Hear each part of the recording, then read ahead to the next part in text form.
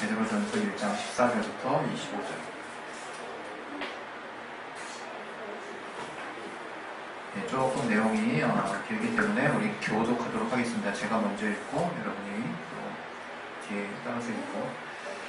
오직 너희를 부르신 14절부터 너희가 순종하는 자식처럼 이전 알지 못할 때에 줬던 너희 사역을 본삼지 말고 오직 너희를 부르신 거룩한 자처럼 너희도 모든 행실에 거룩한 자가 되라. 기록하였으되 내가 거룩하니 너희도 거룩할지어다 하셨느니라. 의문으로 보시지 않고 각 사람의 행위대로 판단하시는 자를 너희가 아버지라 하는 줄 너희의 낙내로 있을 때를 두려움으로 지내라. 너희가 알거니와 너희 조상의 유전한 망령된 행실에서 구속된 것은 은이나 금같이 없어질 것으로 한 것이 아니요 오직 흠없고 점없는 언약 같은 그리스도의 보배로운 피와 한 것이라.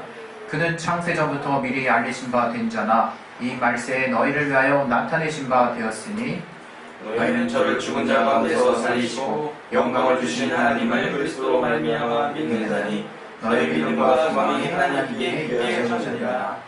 너희가 진리를 순종함으로 너희 영혼을 깨끗하게 하여 거짓이 없이 형제를 사랑하기에 이르렀으니 마음으로 뜨겁게 피차 사랑하라. 너희가 거듭날 곳이 썩어지시로 된 것이 아니요 썩지 아니하시로 된 것이니 하나님의 살아있고 항상 있는 말씀으로 되었느니라. 그러므로 모든 육체는 풀과 같고 그 모든 영광이 풀의 꽃과 같으니 풀은 마르고 꽃은 떨어지되 오직 주의 말씀은 새새로 있도다 하였으니 너희에게 전한 복음이 곧 이 말씀입니다. 아멘. 네, 하나님께서 우리 또 이 말씀 통해서 우리에게 오늘 깨달을 수 있는 심령을 달라고 우리 마음밭을 열어주시고 또 이 말씀을 들을 수 있는 들을 귀를 허락해 달라고. 분명히 다시 말씀드리지만 하나님의 말씀은 우리 귀로 들어가지만 소리로 머물 것이 아니라 우리의 심령에 박히고 우리 영혼에 또 심겨지는 것입니다.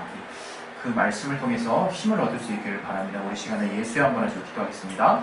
예수여! 하나님 아버지를 도와주시되 주시옵소서. 성령을 우리를 충만하게 주시고 도와주시옵소서. 하나님 우리 가운데 함께 하시고 하나님 우리 가운데 역사하시는 하나님의 따라 우리가 주님 앞에 나아가시기를 원합니다. 아버지 깨닫게 주신 교회 주시옵소서. 아버지 역사해 주신 교회 없소서. 아버지 부드러우신 교회 주옵소서. 아버지 하나님 함께 해주시고 역사해 주옵소서. 아버지 부드러우신 교회 주시옵소서. 아버지 주님이 함께 하시고 역사하시는 하나님과 하심을 따라 아버지 주님 앞에 나아가시기를 아버지로 나오니 아버지 도와주신 교회 주시옵소서. 역사해 주신 교회 주시옵소서. 예수 이름으로 기도했습니다. 네. 제가 계속해서 이렇게 하나님의 성품을 먼저 이렇게 선포하고 이렇게 여러분과 같이 말씀을 나누는 것은 또 제가 또 그동안 쭉 또 익숙하게 또 알고 있었던 또 패턴이기도 하지만 제 개인적으로 생각할 때도 과연 하나님이 어떠한 분인가를 먼저 우리가 또 나누고 또 그리고 나서 그 내용을 이해하는 것이 참 이렇게 의미가 있겠다라는 생각이 참 여러 가지로 고민하는 가운데서도 계속 제 안에 이렇게 좀 두드림이 있어서 이렇게 계속 좀 진행을 하는 것입니다. 혹여나 여러분 가운데 그러시지 않겠지만 어떤 이전의 어떤 틀을 따라가는 것이 아닌가 하는 생각을 하시는 분이 있으시다면 이제 오해가 없기를 바랍니다.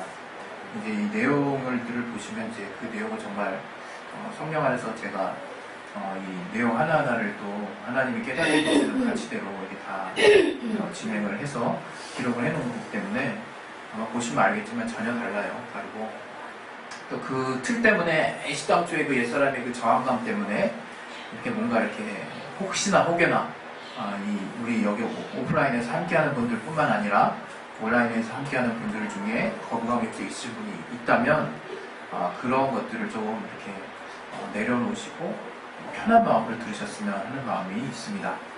이것은 그냥 갑자기 생각나서 드리는 말씀이에요. 그래서 우리는 뭔가 계속해서 하나님이 우리에게 주시는 말씀을 따라 이렇게 진리 외에는 다 변할 마음을 가지고 이제 가는 것입니다. 그렇지만 그 가운데서도 하나님이 우리에게 또 각각의 또 부르심이 있는 또 목회자들에게 깨닫게 하시는 부분들을 또 주시는 것들을 우리는 잘 또 알고 이해하고 있으므로 여러분이 좀 그러한 부분들이 있어서 또 너그러운 마음으로 잘 또 들어줄 수 있길 바랍니다.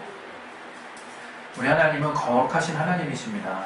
우리 하나님이 어떤 분이시냐면 이 거룩하다라고 하는 뜻은 이 지금 우리 신약에 나오는 오늘 본문에서 이제 우리도 같이 본 것처럼 내가 거룩하니 너희도 거룩할지어다 이렇게 말씀하셨죠. 기록하였으되 이 기록하였으되라는 말씀은 과거부터 하나님이 익히 이 성경에서 그 권위를 두고 마땅하게 항상 선포하실 때마다 아주 익히 등장하는 표현입니다. 그래서 내가 거룩하니 너희도 거룩할지어다 이전에 분명히 하나님이 말씀하셨다는 거죠. 근데 이 거룩하다라고 하는 것은 이 지금 신약에 쓰이는 이 거룩하다 여기서는 이제 하게오스라는 형용사 용법으로 이제 쓰였는데 이게 원래 이제 히브리어 원래 그 안에서는 이제 카도시라고 하는 이제 가장 많이 이제 쓰이는 그 카도시라는 언어를 이렇게 신약에 와서 헬라어로 번역한 용어입니다. 근데 이 카도시라고 하는 것은 어떤 거룩하다라는 의미가 이제 달아 있지만 그것보다는 더 구체적으로 어떤 두려움의 대상이라는 어떤 함축적인 의미가 담겨 있어요. 그러니까 우리와는 다른 범접할 수 없는 그런 어떤 신적 존재에 대한 어떤 경외감이 사실 들어있는 단어가 이 카도시어라는 단어고 또 그것을 그대로 신약에서 이 헬라어로 번역한 이 하기오스라고 하는 형용사도 사실은 그러한 어떤 내용들이 이제 포함된 부분입니다. 그래서 이 하기오스라고 하는 이 하나님의 거룩하심, 이 거룩하다라고 할 때는 그래서 절대적으로 섞이지 않은 어떤 구별되는 어떤 구별과 절대적인 어떤 분리를 갖고 있다라고 우리는 이제 알고 있죠. 그래서 이게 하나님께만 사실 속한 것이기 때문에 이 거룩함, 이 하기오스라고 하는 단어를 쓸 때는 정말 이건 하나님의 속한 것들을 우리가 말할 때 쓸 수 있는 용어라고 하는 거죠. 그래서 이 좀 하나님이 이 하나님은 거룩하시다 그냥 그런 말을 할 때 우리는 그냥 하나님이 그냥 거룩히 구별되시는구나 이렇게 그냥 머리로 단순히 이해할 것이 아니라 정말로 이게 두려움을 가질 정도로 완전히 구별되는 어떤 그런 뜻이 담겨있는 단어를 썼다는 것을 기억하시고 더불어서 이것은 절대적인 분리를 사실은 의미하는 어떤 용례였다는 거죠. 단어였다는 거죠. 그래서 우리가 이 하나님은 거룩하시다 이런 표현을 쓸 때는 이제 하나님의 성품과 관련해서 인간과 구별되는 여러 가지를 함축해서 설명할 수 있어요. 그래서 그것 자체를 하나님이 거룩하시다라고 우리가 포함해서 설명할 수 있는 것입니다. 그런데 특별히 여기서 이 거룩하다라는 의미를 우리는 조금 더 줄여서 어떻게 또 우리는 이해하고 있냐면 하나님만이 죄가 없으신 분이고 또 하나님만이 깨끗하신 분이고 하나님만이 정결하신 분이고 하나님만이 또 선하신 분이다 라는 쪽에 조금 우리가 범주를 또 이렇게 좁혀서 또 설명을 해 나갈 수가 있는 것입니다. 그렇다면 반대로 우리 인간들은 다 어떤 소위 말하면 우리 인간들은 하나님과 달리 어떤 죄라고 하는 죄에서 자유로울 수 없고 또 완전하게 그 자체로서 깨끗한 정결하다고 하는 그런 완전함을 우리 피조물들이 가질 수는 없는 것입니다. 그런데 하나님은 그것과 달리 완전히 구별되시고 또 그 하나님은 정결하시고 깨끗하신 분이라는 의미에서 또 우리는 하나님은 거룩하시다 또 이렇게 또 쓸 수 있는 것입니다. 그런데 우리가 또 오늘 같이 나눈 이 본문을 택하면서 또 같이 또 알아보고 싶은 부분들이 사실 많이 있어요. 우리가 거룩함은 도대체 어디서 오는 것인가를 나름 잘 알고 있거든요. 우리가 거룩함이 우리의 행위로 말미암아 거룩해지지 않는다는 걸 잘 알아요. 우리가 결국 우리의 행위를 통해서 거룩해지지 않거든요. 그런데 그렇게 생각하는 건 좋은데 이제 그 부분을 이제 방치해두는 상황까지 우리가 이르른다는 거죠. 다시 말하면 여기서 이제 보면 16절에 내가 거룩하니 너희도 거룩할지어다 하셨으니 하고 이제 15절에 올라가 보면 너희를 부르신 거룩한 자처럼 너희도 모든 행실에 거룩한 자가 되라. 우리 신앙의 목적이 무엇이 되어야 하냐면 거룩한 삶이 되어야 되는 거예요. 거룩한 삶. 근데 그 거룩한 삶이 어떤 삶이냐? 거룩한 삶을 이루는 삶, 거룩한 삶을 이루려고 하는 삶이 되는 것은 또 아니라는 거예요. 이게 무슨 말인지 이제 잘 들으셔야 되는데, 우리는 거룩함을 이루는 자가 아니에요. 우리는 거룩한 자라는 거예요. 그래서 그 거룩한, 하나님이 거룩하게 하신 그 신분과 그로 말미암는 삶을 나타내야 될 책임이 있는 자라는 거예요. 거룩한 자가 되라는 게 아니라는 거죠. 우린 이미 거룩한 자가 됐다는 거죠. 근데 많은 사람들이 거룩한 자가 됐다는 거에 멈춰 있는가 하면 또 반대로 거룩한 자가 되려고 한다는 거예요. 그 두 가지가 다 양극단에 속한 잘못된 부분들이라고 볼 수 있는 거죠. 우리 주님께서 여기서 우리에게 말씀하실 때 외모로 보시지 않고 각 사람의 행위대로 판단하시는 자를 너희가 아버지라 부른즉 이랬어요. 우리는 통상 이 아버지, 하나님 아버지, 우리의 하나님 아버지는 우리의 믿음, 우리의 연약하고 우리의 행위가 다소 부족하더라도 우리의 행위보다는 우리의 중심을 보시는 하나님, 우리의 믿음을 보시는 하나님이라고 해서 이 중심과 행위가 약간은 좀 별개로 다뤄지는 것처럼 이렇게 이해하고 있는 분들이 많이 있어요. 그러나 오늘 우리가 아버지라 부르는 분이 어떤 분인지를 다시 한번 좀 주목해서 봤으면 좋겠어요. 이 17절에 보면 외모로 보시지 않는 거예요. 이거 분명히 알죠. 외모라는 게 뭡니까? 겉모습을 말하는 거예요. 겉모습. 그냥 우리 눈앞에 드러나는 모습들. 그것들만을 가지고 하나님이 우리를 판단하시지 않는다는 거예요.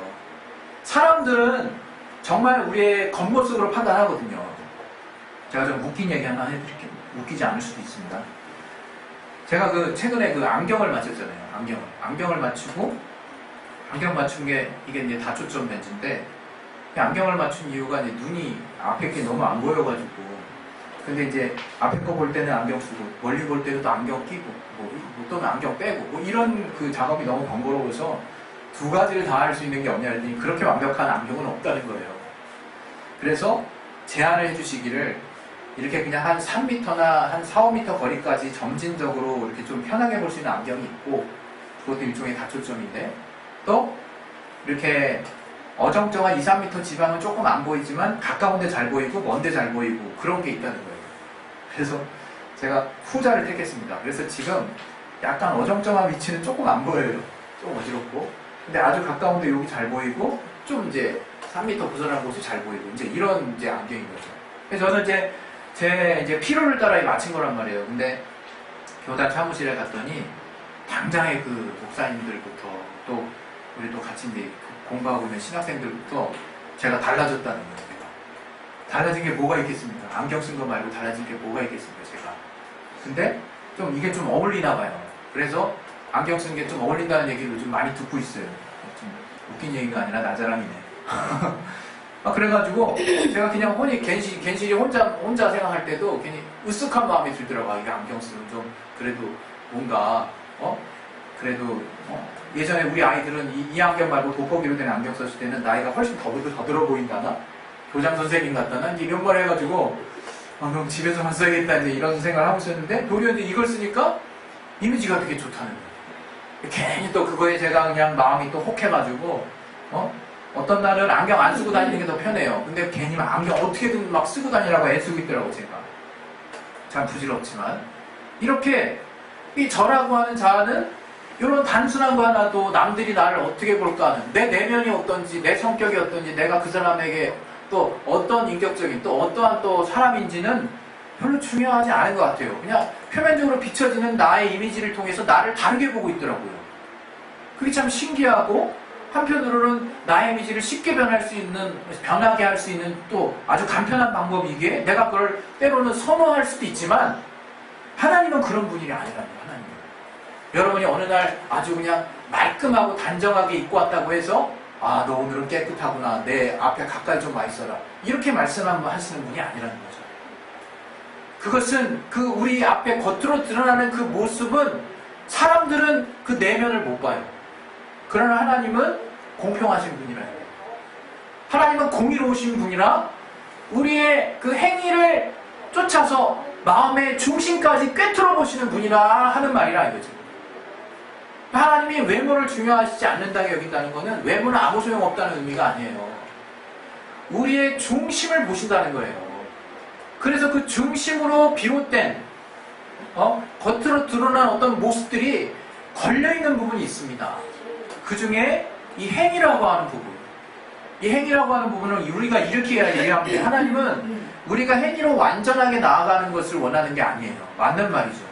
그런 부분에 있어서 행위로 의로우려고 하는 우리들의 잘못된 주님께 나아가려고 하는 우리들의 잘못된 신앙적인 모습을 하나님이 지적하시는 거지, 우리의 행위가 우리의 중심에서 비롯된 그 나타난 모습이라면 하나님은 그 행위도 우리의 중심과 같은 모습으로 한 패키지로 보신다는 거예요. 한 코스, 한 덩어리로 보신다는 거예요. 그래서 과거에 우리가 히브리 사람들의 생각과 헬라 사람들의 생각을 구별하면서 얼마나 많이 이야기했습니까? 히브리 사람들은 행위라고 하는 개념 자체에 대한 이해가 없어요. 그들의 말에서는 그냥 그 말이 어떤 행동을 포함하는, 당연히 뭔가 하나님이 명령하시는 거기에는 당연히 순종을 수반하는 용어이기 때문에 행위라고 하는 단어를 굳이 고민할 필요가 없다는 거예요. 그건 불순종이냐 순종이냐, 하나님께 떨어질 것이냐 붙어있을 거냐, 이런 굉장히 직접적이고 아주 직관적인 단어로 받아들여진다는 거죠. 그러나 우리들은 그렇게 어떤 우리의 사고가 분리되어 있을지언정, 그렇게 또 이해하지 않을지라도 지금 우리 사는 우리들도 실제로 너무 복잡하고 너무 우리의 움직임을 가동시키기까지는 너무 과정이 많이 늘어나 있는 게 사실이라는 거죠. 그런데 이런 부분들을 가지고 주님이 우리가 아버지라 부르는 하나님 아버지가 어떤 분이냐, 이거 하나만 딱 기억하시면 된다 이거예요. 하나님 정말 우리 중심을 보신다 이거예요. 그래서 우리 중심에서, 우리 마음에서, 우리의 심령에서 주님께 향한 그 중심을 가지고 행한 그 어떤 행동이 완전한 결과를 이루지 못한다 할지라도, 온전한 어떤 결과를 이루지 못한다 할지라도 하나님은 그 행위를 통해서 또 우리를 보실 수 있다는 거죠. 또 하나님은 결국에는 그 행위가 무엇을 통해서 나타나느냐를 통한 우리의 중심을 통해서 우리를 보시고자 하신다는 거예요. 그래서 그 행위를 통해서 우리를 판단하신다라고 말씀을 하시는 거예요. 그 행위라고 하는 것은 우리가 이것을 부인하지 말아야 돼요. 사실 우리들 다 알거든요. 그게 다 완성되고 안 하고 완벽하게 해내고 안 하고 이제 여러분 관심 끄세요. 열심히 하시고 최선을 다하신다는 코드로 완전히 치환시켜 버리세요. 주님 앞에서. 그러나 내가 주님 앞에, 내가 주님을 뭔가 알았고 주님의 사랑에, 주님의 말씀에 내가 반응해야 될 필요를 느꼈다면 그것은 행위의 수준까지 다다라야 한다는 것은 너무 필수라는 거예요. 우리가 그것을 놓쳐서는 안 되는 것입니다. 오늘 이 거룩한 삶이 바로 그와 같다는 거예요. 그와 같다는 거예요. 우리는 이미 거룩한 자가 됐어요. 더 이상 거룩함을 가지고 고민할 필요 없어요. 언제는 거룩해졌다가 언제는 더러워졌다, 지금 이렇게 되는 게 아니에요.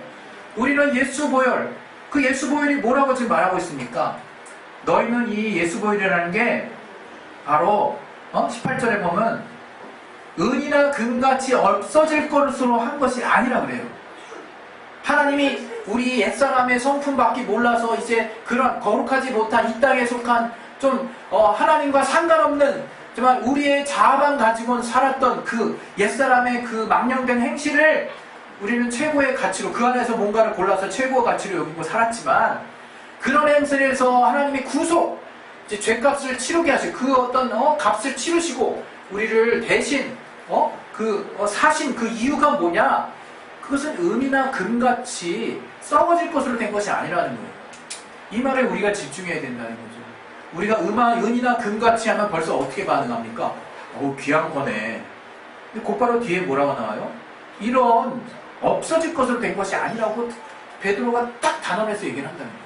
근데 우리의 문제는 은이나 금 같아, 귀한 거네. 근데 여기 뭐라고 나와요? 은이나 금같이 없어질 거라고 얘기한다 이거예요. 무의미한 거라고 얘기한다는 거예요.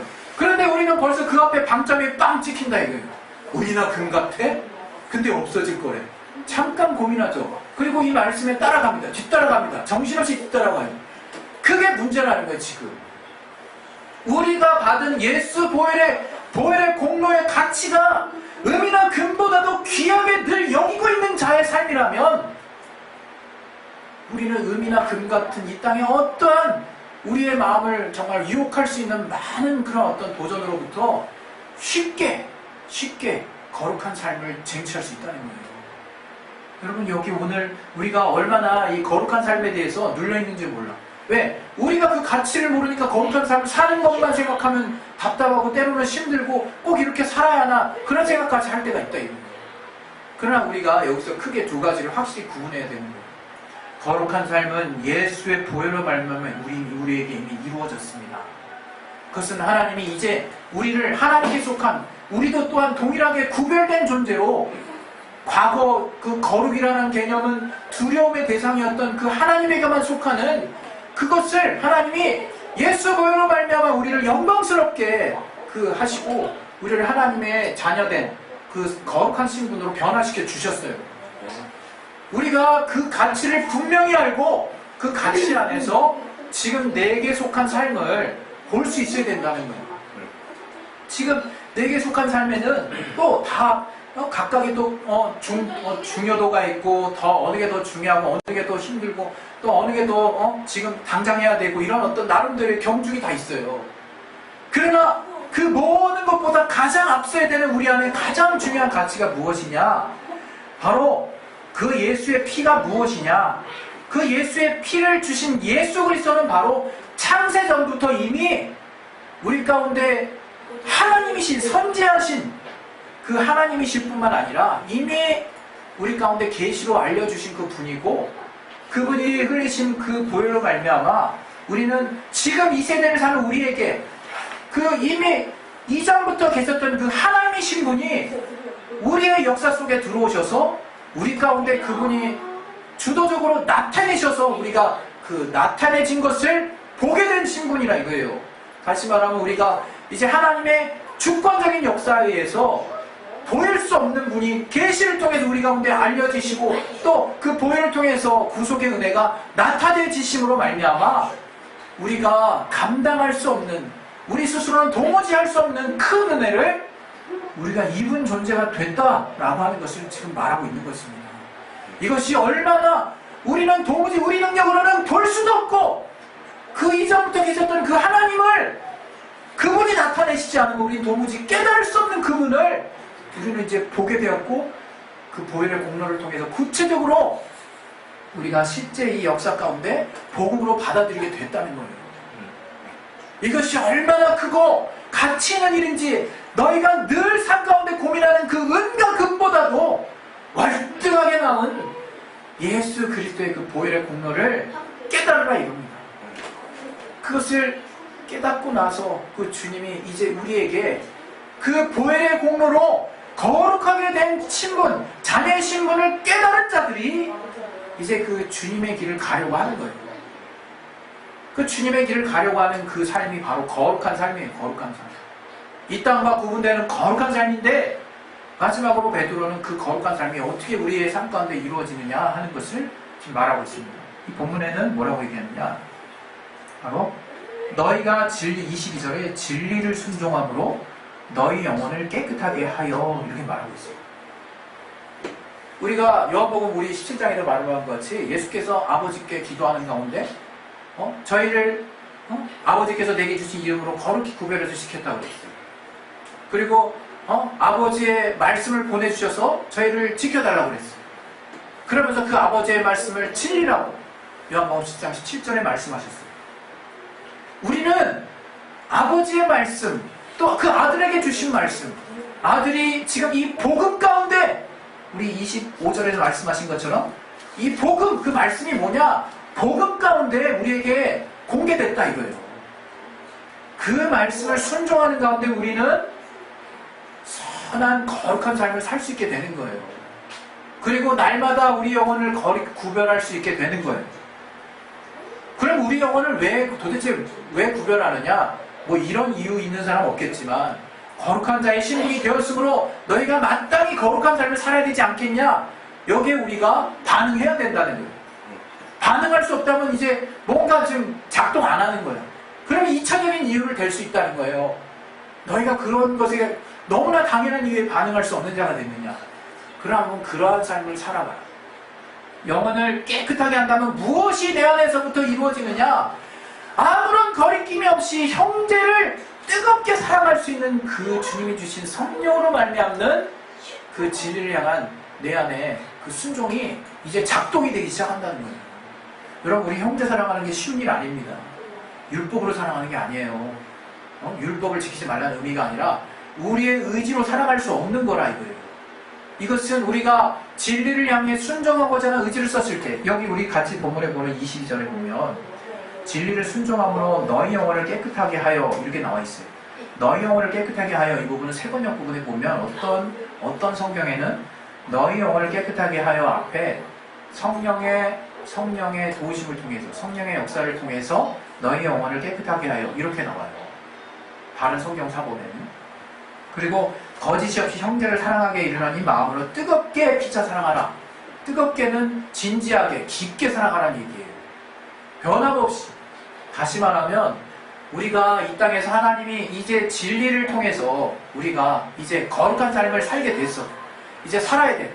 이제 성령, 우리가 그러나 진리를 통해서 거룩한 삶을 살려고 하나님의 말씀을 순종하기 시작하면 마땅히 성령이 도와주신다는 거예요. 성령이 도와주실 뿐만 아니라 이제 그렇게 성령을 통해서 이렇게 진리를 순종할 수 있게 된 자에게 하나님이 이제 알게 하시는 가치가 뭐냐, 이제 자원함으로 형제를 향해서 뜨겁게 사랑할 수 있는 신분이 된다는 거예요. 그것은 여러분, 영원히 거룩하게 구별된 자가 할 수 있는 일이에요. 여러분, 영원히 구별된, 영원히 거룩하게 깨끗하게 주님의 말씀으로 구별된 자가 더욱더 열정적으로 우리가 하나님이 우리에게 사랑하라고 하신 그 계명, 마지막 계명, 그 세 계명을 우리가 성령의 감동을 통해서 정말 뜨겁게 우리가 사랑할 수 있는 그런 것입니다. 그런 것이 된다는 거예요. 그래서 우리가 이 거룩한 삶이라고 하는 것은 다른 것이 아닙니다. 바로 거룩하게 된 자가 마땅히 또 살게 되는 삶이고, 그 거룩한 삶이라고 하는 것은 또 여러 가지 복잡한 것이라 가장 그 중에 핵심은 바로 우리의 형제와 이웃을 사랑하는 거예요. 성령의 도우심을 통해서 이제 뜨겁게 영혼을 사랑할 수 있게 된 거예요. 그것은 바로 이 땅의 모든 씨앗은 다 썩어지지만 하나님의 말씀이라고 하는 그 씨앗은 절대로 우리 안에서 썩어지지 않습니다. 그래서 하나님의 우리가 복음으로 말미암아 주어진 그 진리의 말씀을 우리 영혼에 잘 심기우면 성령의 역사하심과 도우심을 통해서 그것이 영혼을 끝까지 사랑할 수 있게 만든다 이거예요. 여러분, 이제 하나님이 이 땅에 하나님의 말씀 지킨다는 게 뭡니까? 이제 딱 정리되잖아요. 사랑의 사랑. 하나님을 사랑하고 이웃을 사랑하는. 근데 사랑할 수 있는 능력이 없는 게 뭡니까? 거룩하지 못해서 그래요.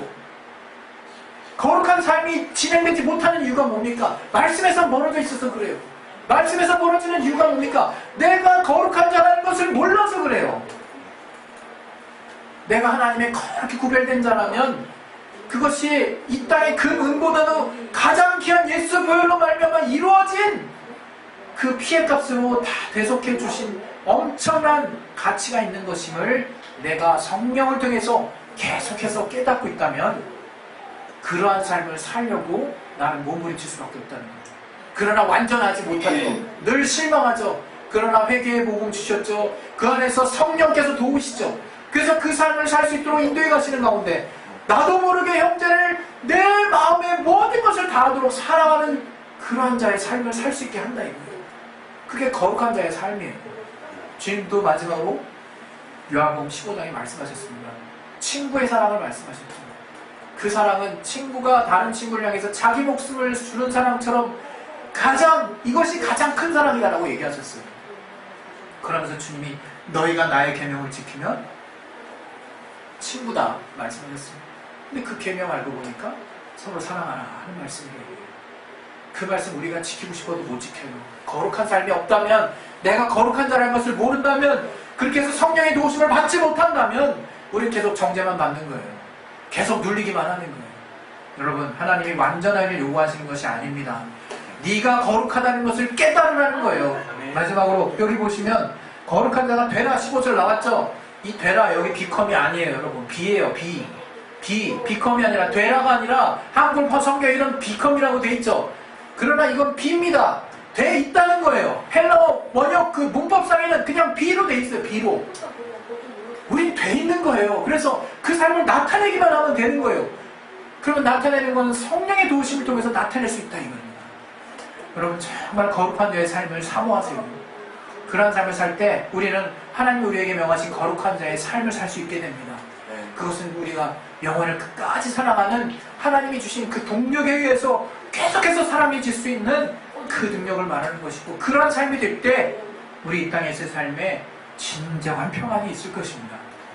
할렐루야. 아멘. 이 시간에 기도하겠습니다. 기도하실 때 정말 우리가 성령을 체험으로 알게 되고 하나님을 구체적으로 우리 하나님의 어떠한 은혜뿐만 아니라 어떠한 도우심과 어떻게 우리에게 신앙생활을 하게 하셨는지를 알아가면 알아갈수록 우리는 감사할 수밖에 없어요.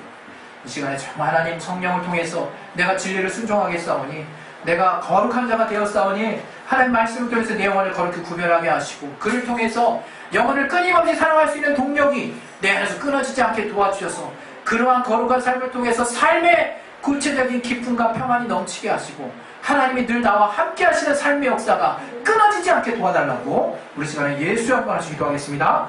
예수여! 하나님 아버지 도와주신 도에 주시옵소서. 성령으로 붙들어준 도에 주시옵소서.